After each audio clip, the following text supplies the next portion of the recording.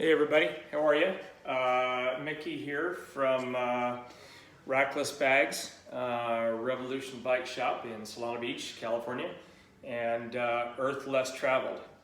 I thought today, with roughly 6.5 months or so out from Tour Divide 2019, that I would do a video of my rig going into this next June, talk about a few of the things that I've changed, things that I learned along the way from the 2017 run, and just show you what I'm using. We're very much a bike packing and adventure shop there at Revolution. And so there are always bikes there that are, kitted out, packed out, bags and all of the stuff on there. And this one, my Cutthroat is always there if I'm not on it. And it's loaded and it's packed and it's always in the form that you see it now, pretty much. So I thought today that I would do that and kind of give a comparison. I get a lot of questions, not only through social media, but at the shop. People see the rig and they're curious about what's in it and how did it go last time and what are you going to do different and what did you learn and what gear do you like and what don't you like and all of those things. So anyway, let's dig into it. This is my second Cutthroat. I was on a Fargo for roughly 3.5 years prior to that. That's where all my bike packing started. That was pretty much the one and only rig that I had that I did everything on. When I knew that I was going to be going up in 2017 to do the Divide with about 7 months or 8 months out, I made the decision to take the bike to the next level. And so I sold the Fargo to a friend and picked up my first Cutthroat. So it was the original Gulf color, the light blue and orange with Apex. And really, other than a Stan's Crest Mark III wheel set, the bike was pretty much stock frame, fork drivetrain. C-post was a very unique thing, and I'll get to that. Saddle, obviously, but that's nothing special there. We all run our own saddles. It was stock stem, stock bar, and then just the additions that I added to it that make it more of a 2,700 mile rig. So having gone up in 2017, obviously as a rookie and having never done it, you learn things almost by the minute about yourself, about your gear, about your choices, about your surroundings. You learn what things you were prepared for and what things that never crossed your mind that you wished had. So if we're talking about just the gear and the bike, lots of things obviously that I learned myself, both physically and mentally. We'll save that for another day. Today we'll just dig into the machinery and the equipment itself.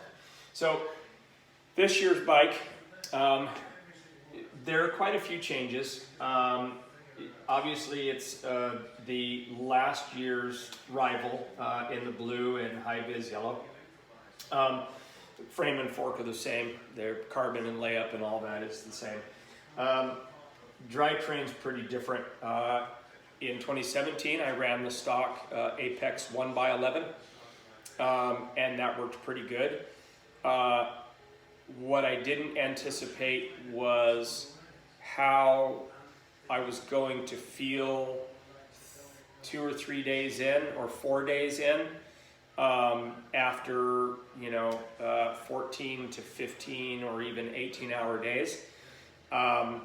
where the one buy was limiting for me was that, especially late in the day with that many hours and miles under your belt, and the day before that and the day before that, I found myself needing to get off of the bike a lot more. I walked a lot of things that I felt I would not normally have.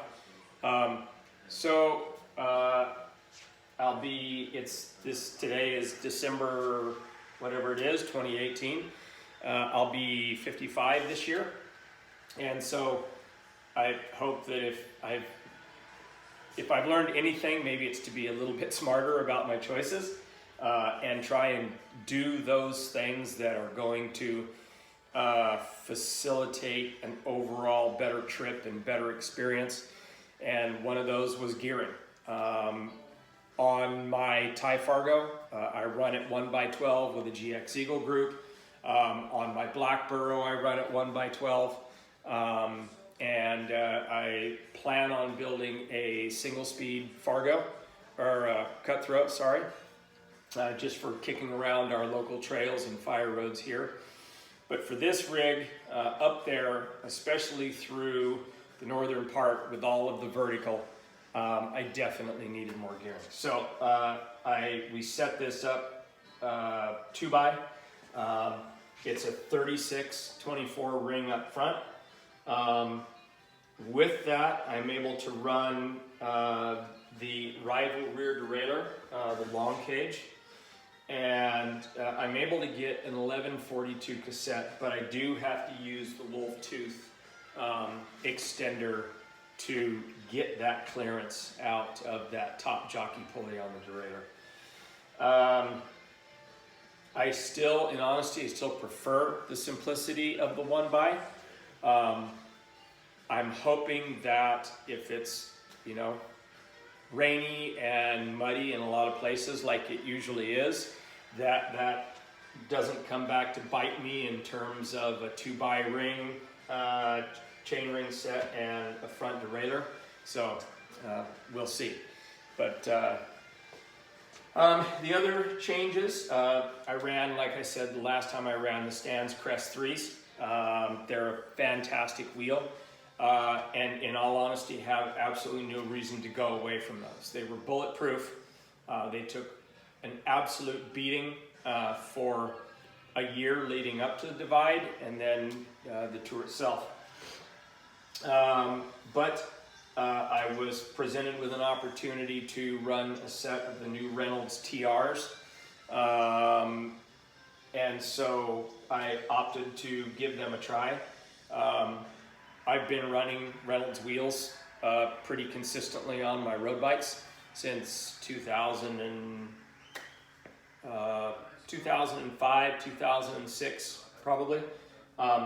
They've always been fantastic. The wheels have been great. Customer service has always been good. There was, because of the inner rim width of these, which is 33, it gave me an option. I also run, the tires are the Terravale Sparwood. The Sparwood is currently only available in a 2.2. When I did it last time, I used the Continental Cross Kings in a 2.4. They're a great tire, they're a fast tire, and I prefer the Terravale, the Sparwood, but I also loved the width of the 2.4 on the Cross Kings. So running the Reynolds TR gave me the ability to run this 2.2 on there and get a little bit more width out of that tire.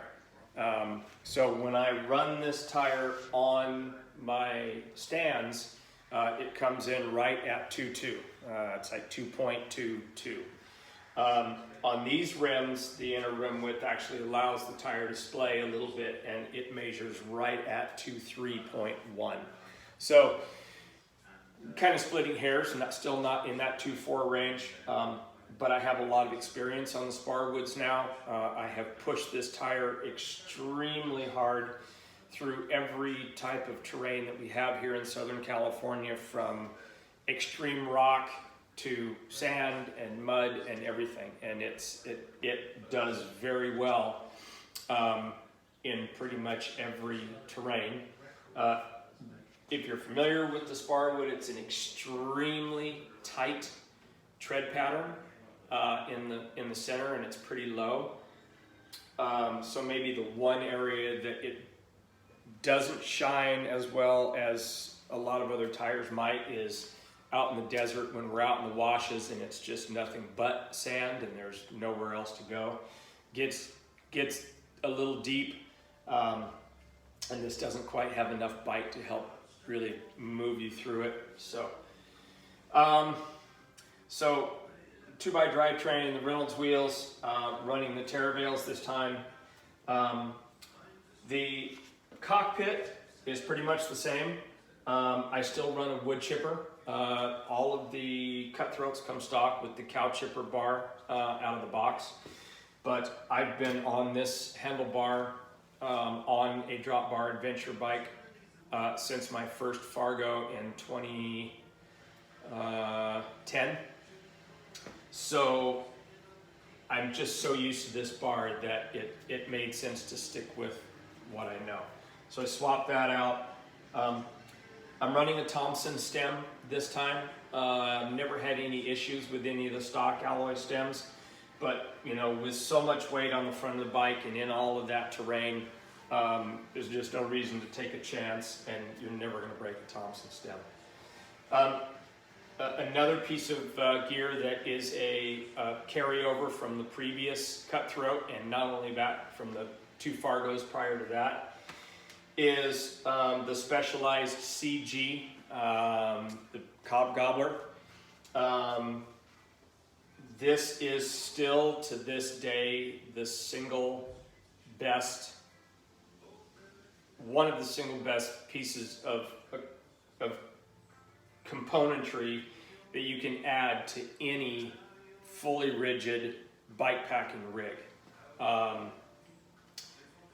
Specialized only make this in 27.2, but if this were available in any of the larger sizes, I would probably run it on a hardtail mountain bike as well. It has really helped eat up a lot of the chatter and bumpiness and the negative energy that's coming up through the bike into the rider. And it's been absolutely bomb-proof. The one that's on this bike probably has in the neighborhood of, I'm gonna guess 20,000 miles, 25, because now this one post has spanned over 3 bikes, from a Fargo to the first Cutthroat to this one. And I've never had any reason to change it. So that's pretty much the bike. Hydraulic brakes this time. I've just had standard cable brakes with the Apex group on the last Cutthroat. So that's obviously always a nice upgrade. But the rest of the bike pretty much the same. Before I get into the gear that's on the bike, one last thing that I'll talk about that gear or componentry related is one of the things that I learned going in was more electronics is not a better thing. I certainly can see why those people that run a generator hub up front and a sine wave or some sort of USB recharge unit on the bike, I can certainly see the appeal as to why they do that. When you're dealing with things that are just battery operated or recharge, it got to be a real issue. What I had last time, my computer, was my Garmin 520, which needed to be recharged about every other day. I had a camera, I had my phone, and I had a different headlight, that also didn't have anywhere near the amount of run time that I would have liked it to have. So what I had to do was I really had to make a choice, right? Was I going to build a front wheel with a generator hub? and go that route, which I personally have not up to this point. So it would be a relatively new thing for me, or stick with the general idea that I've always adopted, and that is to continue to pare down and scale down and eliminate those things that I don't need, those creature comforts, and try and stick with what I know and keep it as simple as possible. I opted to go that route because in the back of my mind, one of the single most important things as I slowly get into the ultra distance racing events is to push myself and to try and go more and more minimalistic, and not carry all of the creature comforts and bells and whistles that I started with a few years ago. So what I pared it down to was pretty simple. I have my phone, yes. I won't be taking my camera, so everything that I shoot on the trail will be with my phone. I have a backup cache battery that's specifically for the phone and nothing else. The computer, my Garmin 520 has been replaced by a very simple and standard Cat Eye. This is the Velo 7, which is literally the most entry-level computer that they make. It's, as a matter of fact, this particular one is not even wireless. It's wired. I have it very neatly routed and protected, so I'm not at all worried about anything catastrophic in terms of ripping the wire out. And if it does, it's just a computer that's telling me, I use it basically for average speed. That's probably the one thing that I use it for the most, is trying to continue to target an average speed through the course of the day. For the miles that we've gone, that's about it. And that's also what allowed me to get rid of the bigger computer, was it offered so many things that I just didn't need to know. I didn't need to see. I didn't need to know my current elevation and how much gain I had done and all of those things. So this computer runs on a 2032 battery. When I put a fresh battery in this, when I pack the bike or before we leave Banff, I can run this computer all day for approximately 38 to 40 days before the battery would need to be changed. And we're hoping to be through in somewhere around 25 days. So, I shouldn't need to change it, but I'll have a spare 2032 buried in the bike if it comes to that. The next thing would be the light. I was running a surface light previously with a pretty large battery, and on its lowest setting, which was roughly 150 lumens, the max amount of runtime, I think, was listed at 12 hours, and what I was really getting was somewhere around 8 to 9. I'm now running a Night Rider. This is the Night Rider Pro Race 1400. And as you can see, this is just the light itself, so it has an external battery. The battery is here. Night Rider offers a 4-cell, a 6-cell, and 8-cell versions of these batteries.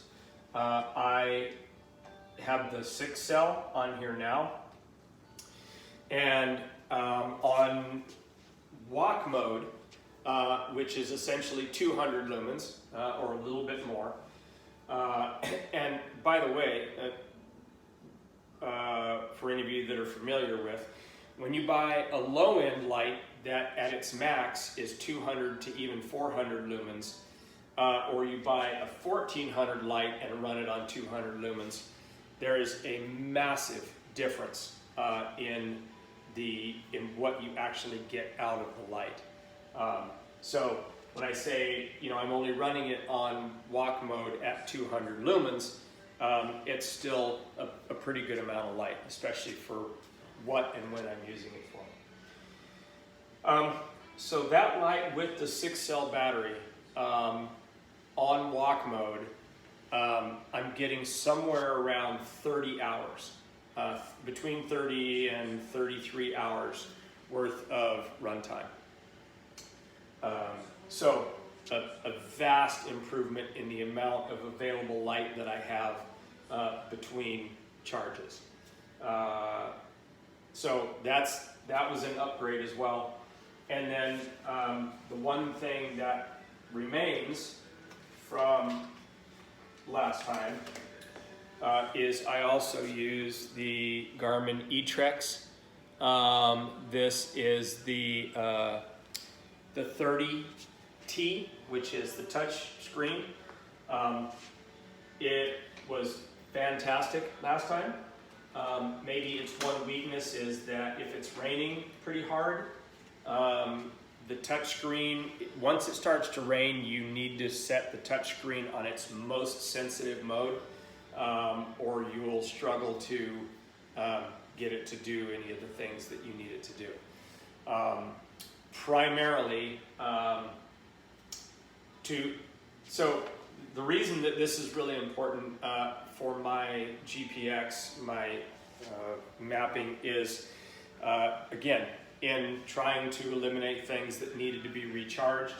The 30T runs on 2 AA batteries, so I can carry 3 or 4 sets of AA's in the bottom of my bag, and as it runs out, regardless of where I am or what's going on or what time of the day or night, simply throw a new set of batteries in and keep trucking. So that was huge. Okay, so big computer gone, super simple computer in place, don't have to worry about recharging that. Much, much longer life out of my headlight setup than before, 3 times as much, in fact, or more. AA batteries in the GPX. So I eliminated a lot of recharge issues and headaches that I dealt with in 2017. So that's it on the electronic side. So I'm going to dig into the gear, the external gear on the bike.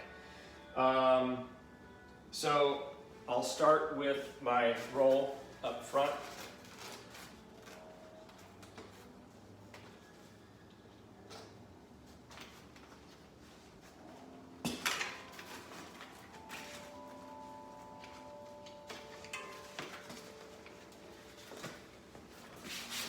So my entire sleep system is here.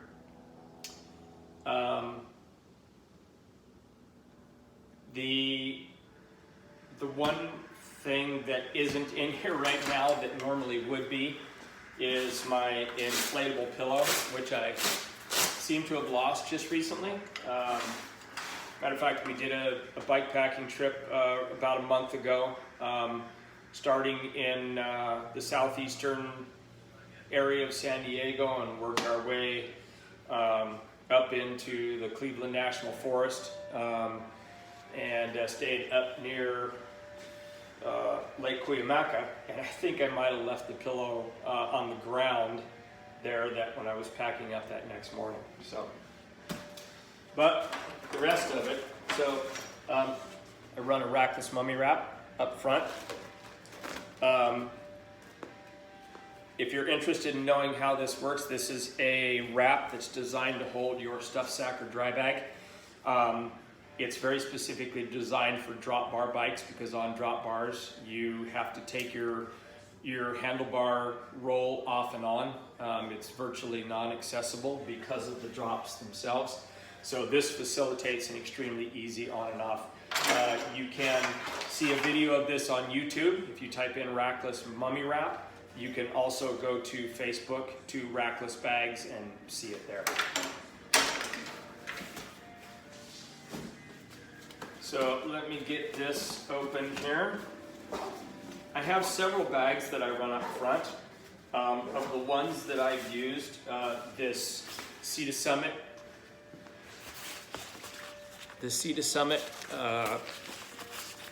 event. This has definitely been my favorite. It's really the best combination of lack of weight, water resistance, and durability. So, as I move through this stuff, I'll also let you know whether this is a carryover from the last time or if it's something that I've changed. This is my Black Diamond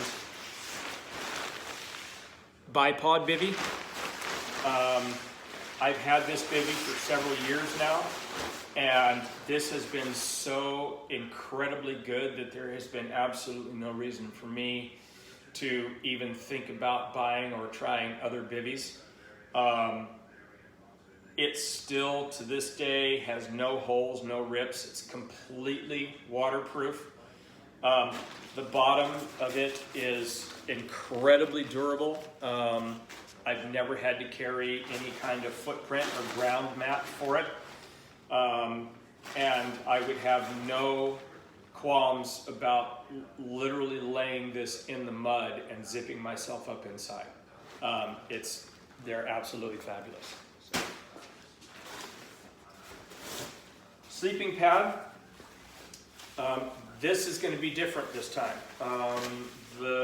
So this will be the third pad that I've tried. My first pad was an REI pad, and it was pretty good. It wasn't insulated, and so it was great in spring, summer. Not great in wintertime when the cold ground is coming up through you. It also didn't pack very small. So then I went from that to a Climate. The Climate was pretty good, but again, it didn't have a great insulation rating. And so I found myself sort of constantly cold on the, coming up through the bag. So this time, I've also become a very big fan of Nemo's line of products, and I have a lot of their stuff. So this is the Nemo, this is the Tensor 20R, and this is by far and away the best that I've used. When we're talking about paring things down and going lighter and smaller and less obtrusive, one of the things that I guess we're always looking to be even more minimalistic on is these, because it's a somewhat heavy, bulky item that at least for me is a necessity. So I just, it is what it is. I have to make sure that I have it and maybe pare down in other places. But this Tensor has been fabulous so far. So much so that my younger daughter, who's getting into it, also has one of those. She's used it pretty extensively. She's also a rock climber and loves it. So. And then last but not least, again, I left out my my little inflatable pillow, which is also a Nemo, and I'm bummed about that. I'm hoping I can find another one of those. And then my sleeping bag is also going to be different. Last time I used a Climate KSB20, which is an absolutely fantastic bag. It was extremely warm, extremely comfortable. Its downfall for me was that it just didn't pack as tight as I needed it to get. That sleeping bag would it did take up the entire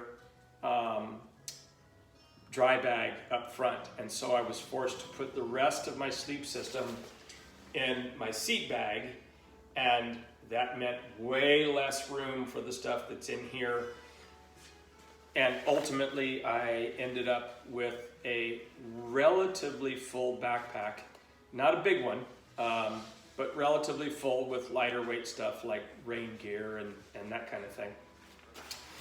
I really wanted to go without a backpack this year. I have shattered this collarbone twice in my life, and I'm at that point now where the arthritis in that collarbone flares up more often than not, and so wearing backpacks or hydration packs with any amount of weight for any length of time just can be excruciating. So in paring everything down, I went on search for that bag that would do at least 90% of what the Klymit did with half of the size, because that's what I needed to do.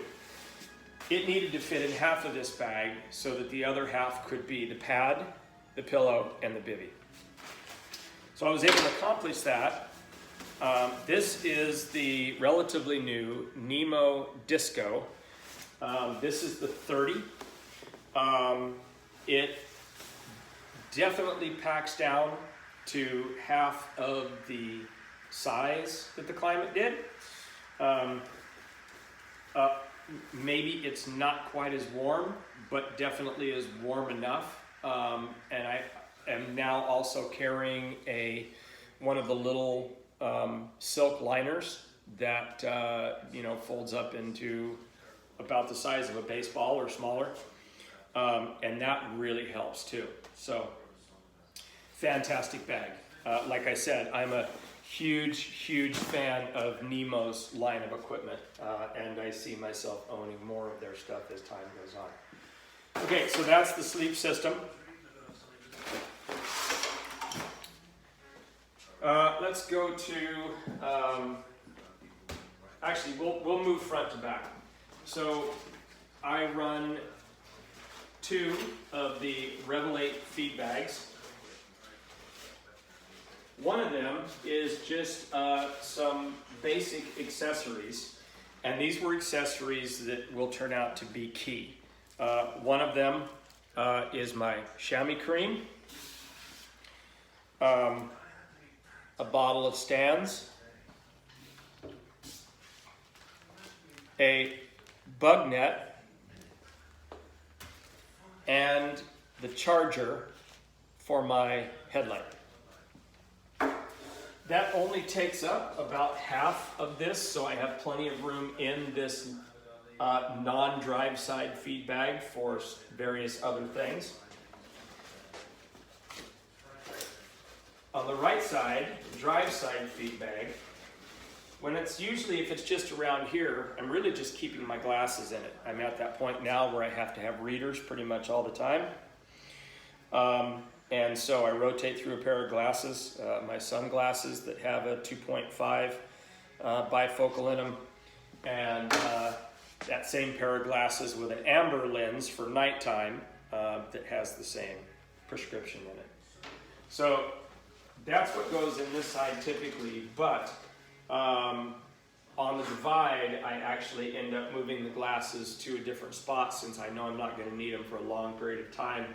And I will usually use this either it might have a soda or a tea in it, it might have some food in it, you never know. It just needs to be kind of an available, open, bag for whatever needs to go in it at the time. My top 2 bag right now, there's the other glasses. Top 2 bag, like most people, this is usually just smaller, lightweight snacks. It can be sport beans, it can be gels, crackers, peanuts, right? All that kind of just small, easy to get to stuff.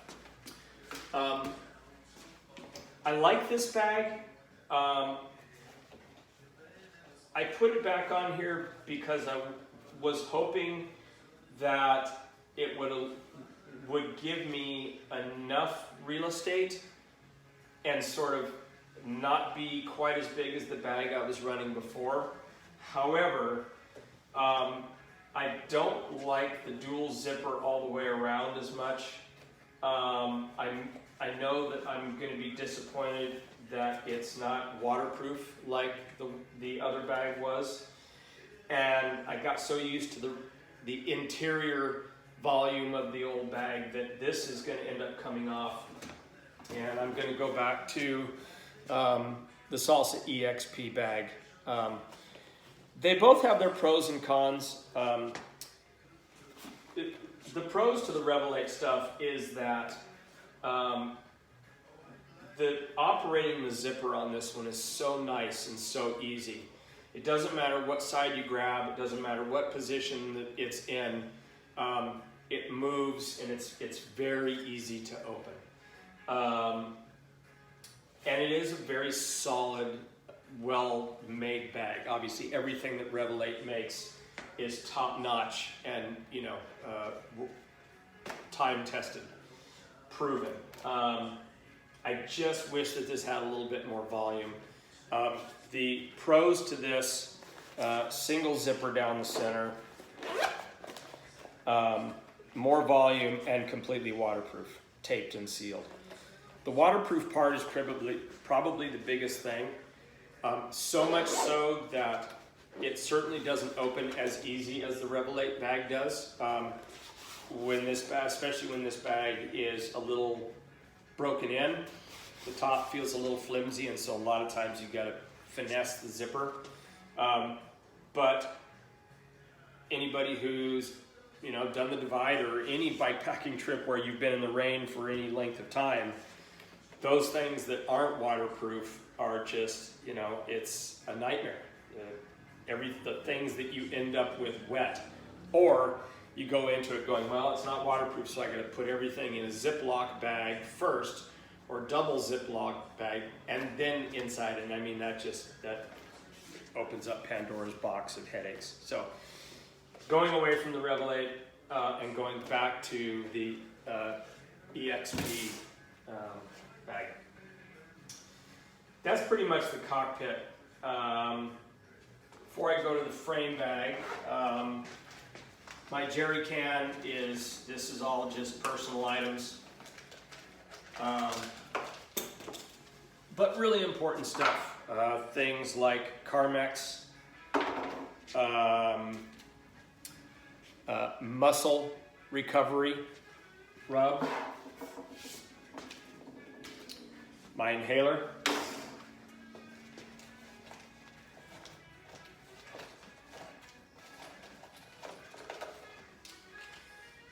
sunscreen stick, Lotrimin. I remember it will seem like such a small thing, and yet it was so super important. I remember watching a video that Jay Peterberry did, and as he was emptying his stuff out, he talked about some of those things that were extremely important. And he talked about his antifungal cream for his feet, because the event that he had done and the events prior to that, where there's so much rain and mud, your feet are so soaked for so long that they just get destroyed. And I remember him saying that was one of the single most important personal, skin care, body care items that he had, because it literally kept his feet from probably having an enormous amount of sores and cuts and rash and all of that. So I've always remembered that, and I have used that, and it has saved me. So thank you, Jay. Chapstick, of course, and a little bottle of Aleve. I think that's actually, there's some Aleve, and there's some ibuprofen in there.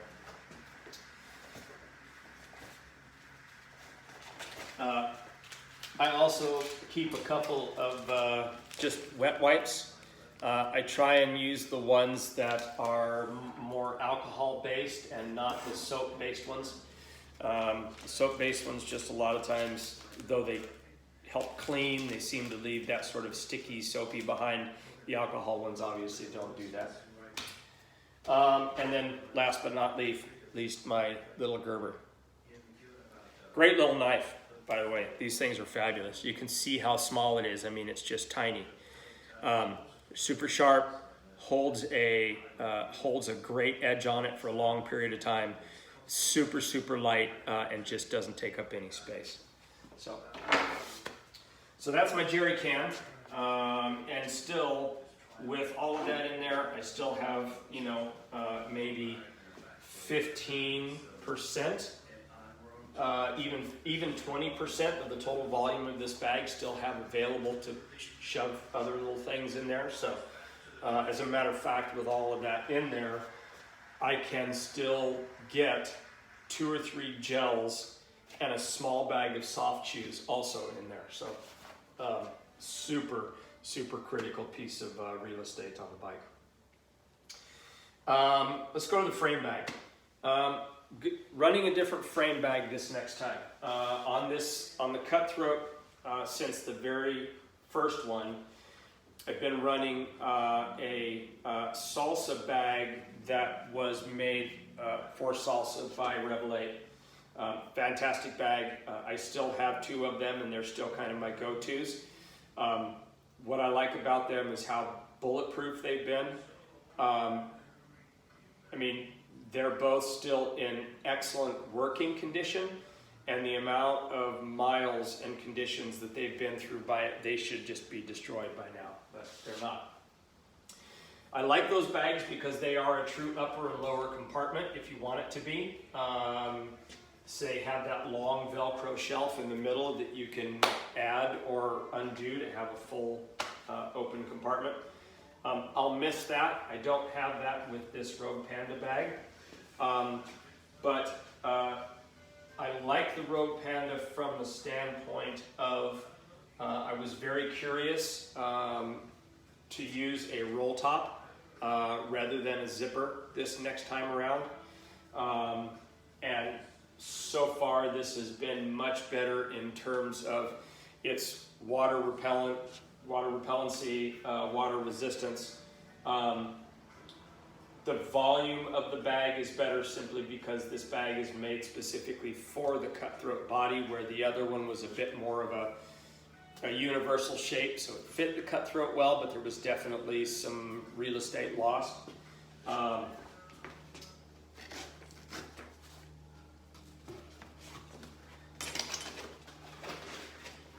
The other thing that I gained with this one is that I have water bottle cages up front, and I always have 2 water bottles on here, and especially will then. I will probably run those water bottles empty most of the time unless I know that I have a much longer stretch and need more water, or I want to put something else, some other type of drink in there. I have a bladder and a feed tube, as you can see. In the previous frame bag, I was running a 3-liter bladder in that top section, but it was really maxing out at just over 2 liters, maybe 2 1/4, 2 1/2 if I really pushed it, and that was really putting stress on, against the zipper and whatnot. So I needed to be able to put put the 3-liter in here and really fill it to its capacity. Any of you that do that or run a lot of your heavier weight in the center of the bike, you know how important that is. If you can keep that kind of weight, water weight, food, tools, whatever it is, in the center of the bike, it makes a huge difference in how the bike reacts. When that weight is not back here or up front, it makes it so much more manageable. In tight terrain, when you're climbing, it just, you don't feel that weight when it's here like you do when it's on the outer edges of the bike. So 3-liter bladder inside. In with the bladder is a couple of things. My goop canisters. If you have goop, especially if you've used it, you know that you'll never be without it. If you haven't seen this, you need it. Trust me. go to your local bike shop, go online, do a search for Goop or Goop Industries, read about this stuff. Whether you're tubeless or not, if we're talking about fixing inflation and flat issues, there isn't anything out there by anybody that you can carry that will save you and be as easy as this stuff is. It is absolutely positively one of the, here's a good way to put it. Billy Rice did a video talking about his top 5 things that he needed for a specific trip that he did. And if I was doing my top 5 of everything that I have, this would definitely be one of those 5. So, Goop. So a couple of Goop canisters in there. In the bottom, underneath the water bladder, has been my toolkit. And I did this just really to try something different. I used a small little tool bag, little physique bags, and stuffed everything in here, and then I put it down in the bottom. But it really hasn't been as much of a help as I thought it would be. So I'm going to go back to, previously I ran a bottle cage down here with one of the plastic storage bottles.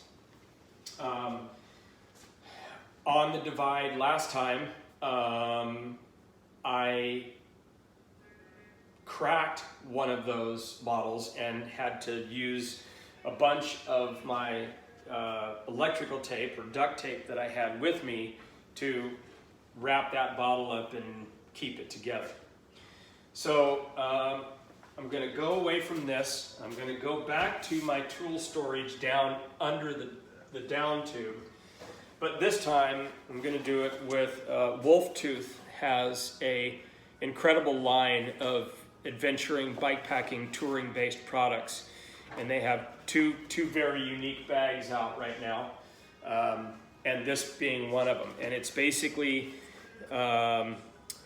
it's just a roll top bag that has 3 heavy-duty loops on it, and it also comes with a little billet aluminum bracket. That bracket will mount to these bottle bosses, and then it comes with a nice heavy-duty strap that runs through the bracket and around the bag. So the tools are going to go in this, and they're going to go down underneath, utilizing that space and not having to worry about breaking another bottle. So all that remains inside the main compartment here now is just the bladder. And by eliminating the tools inside and moving them outside again, that also opens up. I would say that right now my water bladder is about 2.5 liters full. It roughly takes up about a third of the total volume of the frame bag, leaving all of this upper 2/3 for food or whatever else needs to go in there randomly. So this also has a map pocket on the back side. I would consider it an atypical map or accessories pocket, like any other. It's big enough for a handful of items. My gloves, my long finger gloves, my regular weather gloves, I would consider these, will be in there. Batteries. This is 3 sets of AA's for the E-Trex. My earbuds, which I don't know why I carry these because I rarely ever listen to music on the bike, so but they're there.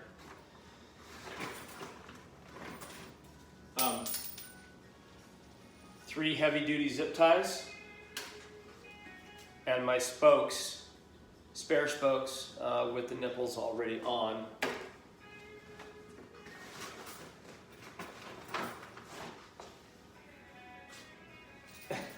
And a bunch of change quarters that have built up in there that I didn't even realize were there. All right, so that's the accessory pocket. Last but not least, the frame bag. I'm going to slide this around here a little bit more. So again, in eliminating, sort of going back to the beginning, quickly talking about things that need to be recharged or whatever. Another part of my electronics problem was that the tail light that I was running on the back was also a 80 lumen rechargeable tail light, which I ditched about halfway through and bought a cheapy battery operated tail light from Bike Shop in Whitefish, and that got me through the rest of the way that we went. So again, ditch that. This is also a Night Rider. This is just this carries 2 little AAAs, which I also have a backup set. And again, a tail light that I don't have to worry about recharging.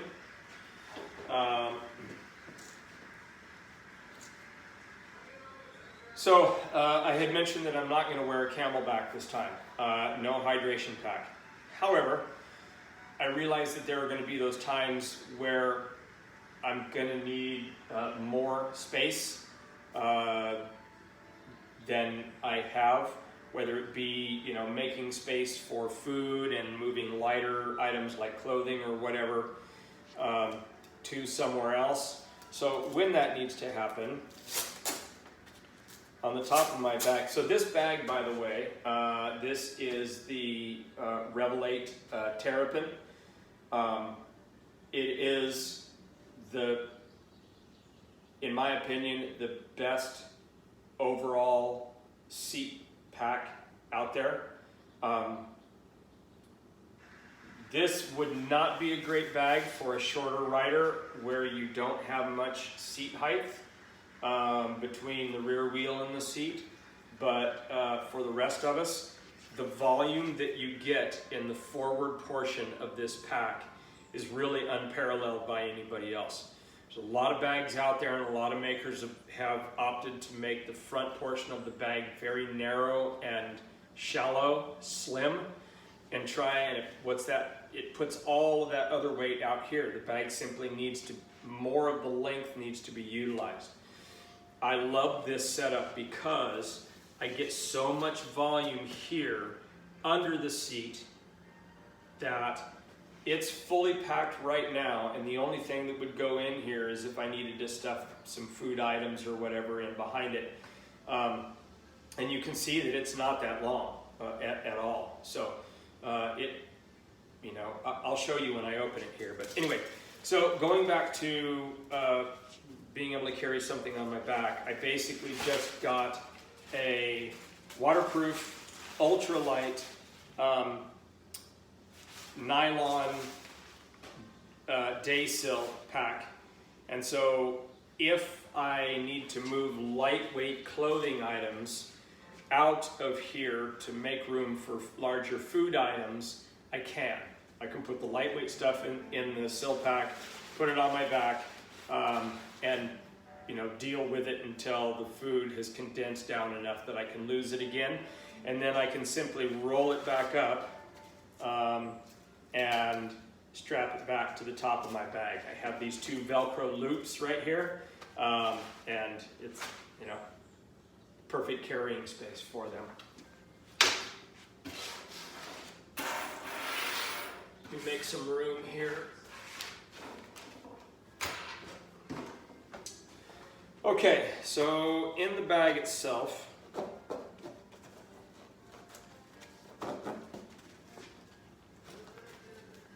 so the Terrapin, like a lot of bags, is a harness and bag combination, right? So the harness stays on the bike. There's never a need to take it off, and the bag just comes in and out. It's easy.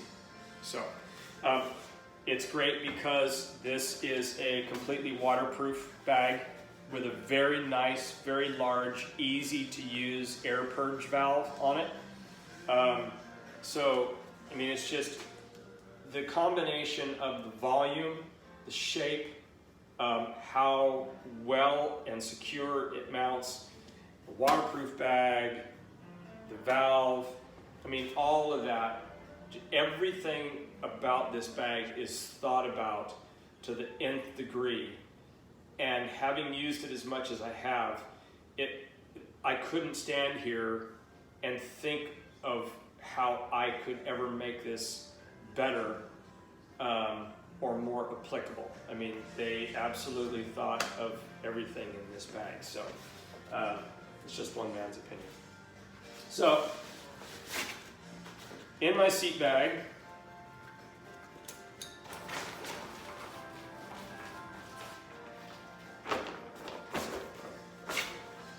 mostly clothing related stuff.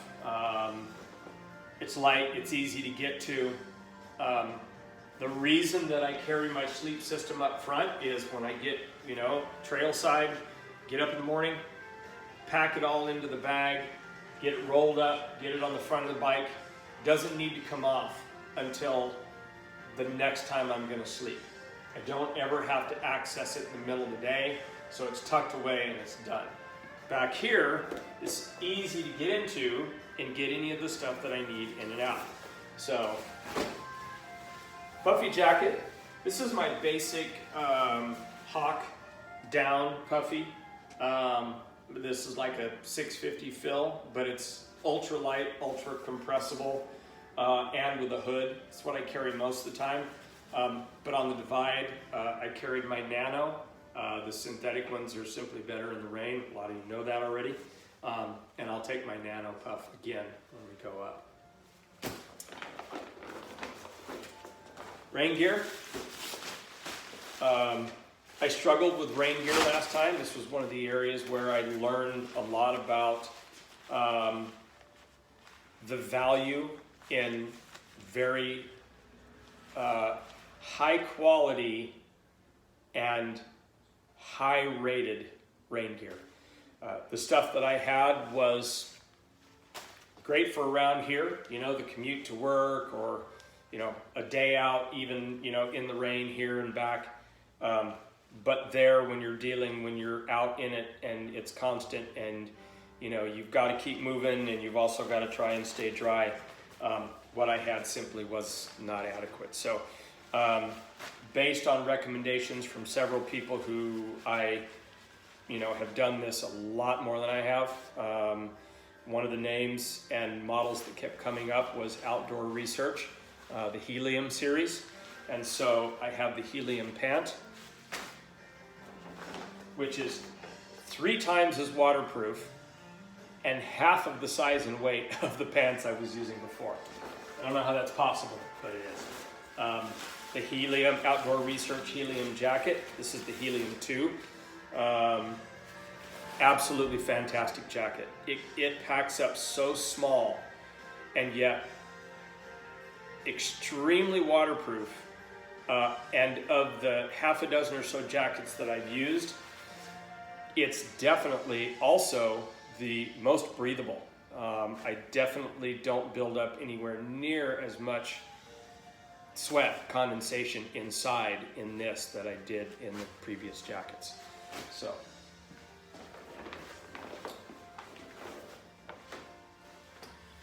the one thing that normally goes in the sleep system that wasn't there that I just remembered, a pair of running shorts so you can get out of your bib at night. A baklava, lightweight baklava, so on those kind of cold, rainy days. This one is very light, but highly water resistant and actually very warm. So I'm one of those guys that, what's the best way to put this? the guys who ride with me will tell you I'm usually the first one with my arm warmers on and the last one to take them off. So that will tell you a little bit about my clothing options most of the time, more on the warmer side.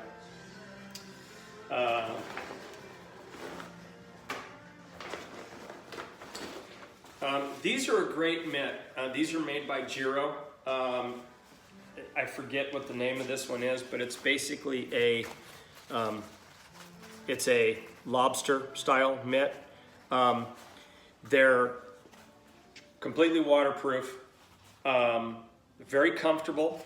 They even have a zipper in the back. You can put a hand warmer inside there if it's really cold. So far so good, they work really well. I would like to find my partner Larry Goodman, who did the Divide with me last time, has a set of completely waterproof outer mitts that go over your normal gloves, and he absolutely swears by those. I'm hoping that, I'd like to actually switch to those simply because they're so light and so small. These are still a very thick item that doesn't pack up really any smaller than that. So that's maybe their one downfall. Rain cover for the helmet, which, by the way, probably won't be in there because with the Helium 2 jacket and the hood that it has, the helmet cover is unnecessary. So.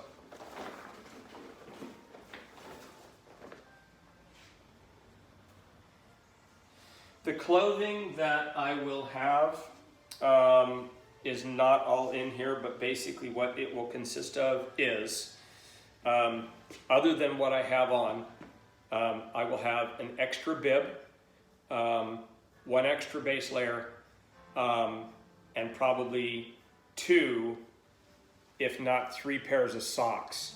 I'm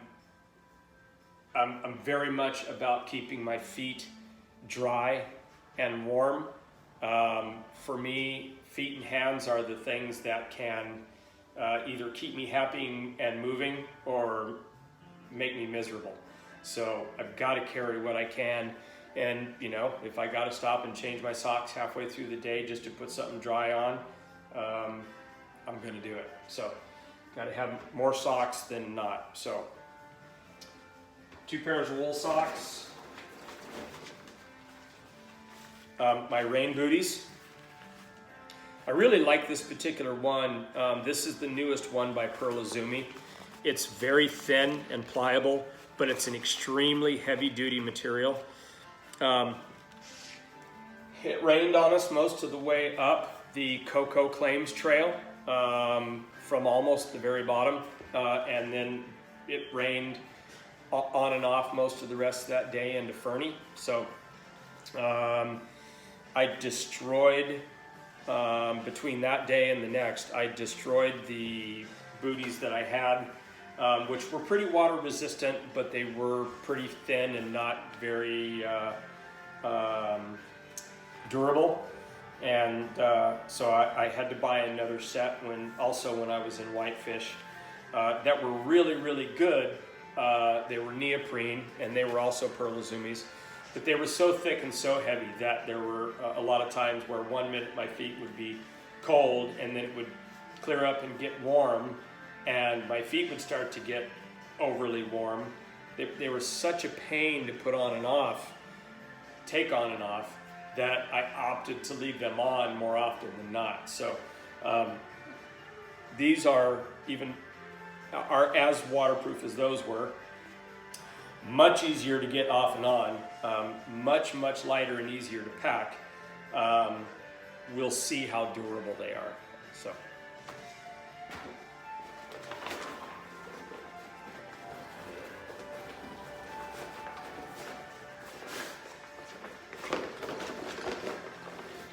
And then last but not least, my first aid kit.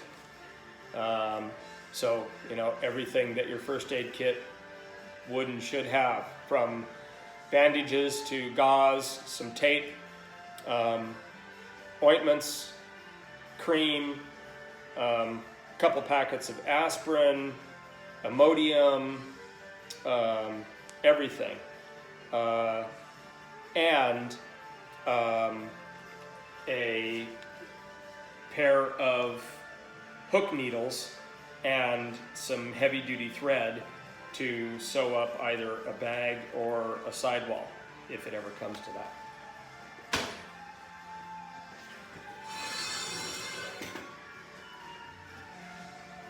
So that's pretty much it. I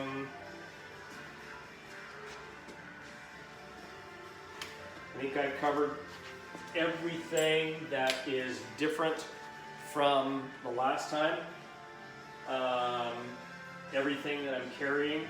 There's probably a couple little items that weren't in here that I'm not thinking of right now without having my my pack list out, which I'll do, you know, when I reach the point where it's time to think about tearing the bike down and boxing it up and get it ready to go. That's when I'll sit down pull everything out, go through the pack list and check everything off and make sure I dotted all the I's and crossed all the T's. So,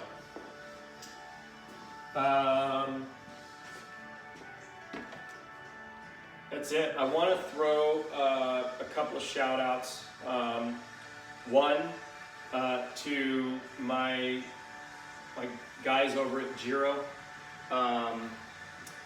Tony and Elliot at Axis. They have gone out of their way to really take care of me and make sure that I always had all of the gear that I needed. I absolutely swear by my Giro shoes, gloves, and helmet. And I can't thank those guys enough.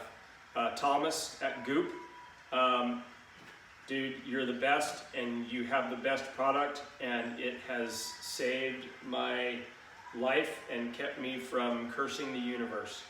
So, and then all of my friends at Salsa Cycles, my buddy Nate outside, and all of the guys inside. You continue to build, in my opinion, the best line of adventure bikes, you know, whether it be a full suspension 29 plus, you know, what seems like a 6 foot long 5-inch tire snow beast, or, you know, this rocket ship, full carbon, no suspension, drop bar, go anywhere, do anything fast. So you guys rock. I'm proud to ride a Salsa bike, and I don't see that changing anytime in the near future. So thanks everybody for watching. Thanks for bearing with me. I know it was probably kind of a long video. I really hope it was informative and helpful in some way. You can always reach out to me. Go to either Rackless Bags or Earth Less Traveled, and you can message me through my Facebook pages there, or you can reach me at Revolution Bike Shop in Solana Beach, California. So have a good one, and until next time, keep packing. See ya.